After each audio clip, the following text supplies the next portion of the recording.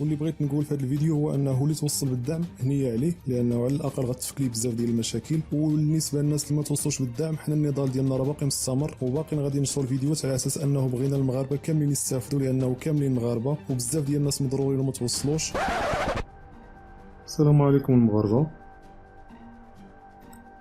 اولا كنبغي نهني امي نعيمه بعدا على الافراج عليها من بعد 3 اشهر ديال السجن، واللي كانت غادي تبقى سنه كامله لولا لطف الله، وتقلصت ل3 اشهر. ولكن كما شفتوا في العنوان ديال الفيديو، حنا الدور ديالنا اليوم هو نشوفوا واش امي نعيمه كان عندها الحق في داكشي اللي قالت اولا السيده كانت خاطئه. وهذا الفيديو اليوم درتو بالمناسبه ديال الخروج ديالها. اما الفيديو اللي غادي يكون مفصل حول حقائق كورونا حول العالم فباقي ما جاش الدور ديالو، وهذاك هو الفيديو اللي غادي يكونوا فيه بزاف ديال الامور اللي غادي تدهشكم واللي غادي تصدمكم بطبيعه الحال، ولكن ماشي وقته دابا. نرجعوا للموضوع ديالو. اول حاجه، امي نعيمه تشدات على التهور ديالها حسب ما قالوا السلطات وما قال المجتمع المدني والمغاربه كاملين، حيث انها تحدات الدوله في القرار اللي صدراته في الوقت ديال الحجر الصحي، واللي خاص الناس فيه تلتزم بالمنازل ديالها باش نتجنبوا العدوى ونتجنبوا هذا الفيروس وهذا الوباء. ولكن امي نعيمه قالت لهم لا، كان عندها راي اخر. قالت لهم ما كاين لا فيروس لا وباء لا كورونا، وانا خارجه. طبيعه الحال ما خلاوهاش، قرقبوا عليها، عطاوها عام ديال الحبس من بعد تم الاستئناف ولا 3 شهور، وها هي الحمد لله دابا خارجه. هذه هي القصه ديال امي نعيمه بكل بساطه. دابا غادي نشوفوا الفيروس شنو هو، نرجعوا للقصه ديالو وباش نصحوا بزاف ديال المفاهيم عند الناس. فكورونا هي العائله، ماشي هو الفيروس اللي كندويو عليه دابا واللي هو كوفيد 19. كورونا هي العائله اللي كتضم بزاف ديال الامراض، واللي من ضمنهم كوفيد 19. فيها اكثر من 10 ديال الفيروسات، ولكن اغلبها ماشي ضار وماشي مؤذي الا 3 منهم. الاولاني تكتشف في 2002-2003 واللي سميتو سارس، تم تصنيفه كوباء وحتى هو قتل العديد ديال الناس حول العالم، ولكن ماشي بالدرجه ديال كوفيد 19.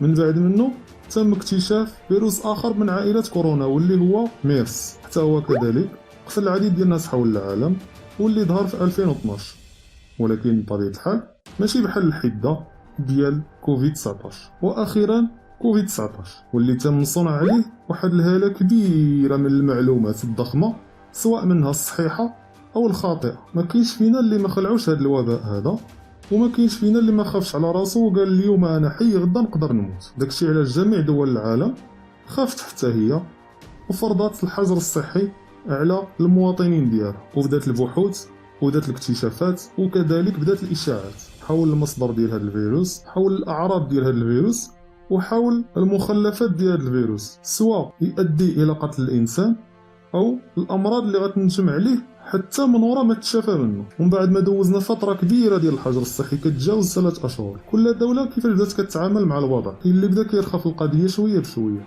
وكاين اللي باقا القضيه عنده صعيبه، خصوصا من بعد المشكل الاخراني اللي سمعنا في الصين، واللي سمعنا انه عاوتاني انتشر بوباء اخر ديال كورونا واللي بدا كيقتل بزاف ديال الناس. هادشي كامل كنقول سمعنا. من بعد ما طول هادشي وماتوا الالاف بل مئات الالاف ديال الناس، بدينا كنشوفوا خرجات اعلاميه الاطباء في شتى بقاع العالم، وخصوصا بعد المشكل اللي وقع الاخراني ديال الافريقي اللي تقتل. اطباء جميع بقاع العالم كيخرجوا نفس الهضره واللي هي صادمه صراحه، واللي كيقولوا فيها بالحرف انه كتجينا اوامر من عند جهات عليا باش نخليو الناس تموت، وفي الاخير نقولوا راه ماتوا بسبب كورونا، رغم انه كاينه جهات اخرى كتطالب بالاعلان ديال الاسماء ديال الناس اللي ماتت باش يتم التحقيق في هذا الشيء ونشوف واش فعلا هذوك الناس ماتوا بفيروس كورونا او لا ماتوا امراض مزمنه او باشياء اخرى.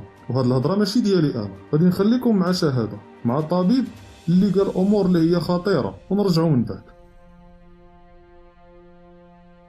Bonjour à toutes et à tous. J'ai décidé de faire cette vidéo aujourd'hui pour vous alerter contre 3 violations du secret médical qu'est en train d'organiser sciemment le gouvernement.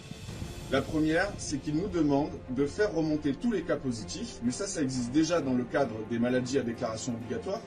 Mais en plus, il nous demande de recenser toutes les personnes qui vivent avec vous et tous les cas contacts avec leurs coordonnées et leur adresse pour le faire remonter à l'assurance maladie afin qu'il leur envoie une brigade sanitaire.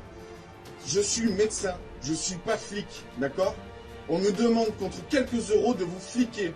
C'est hors de question que je viole le secret médical et votre confiance contre quelques euros. Et je sais que beaucoup de mes confrères sont dans le même état que moi, absolument ulcérés, qu'on leur demande de transgresser l'éthique la plus élémentaire.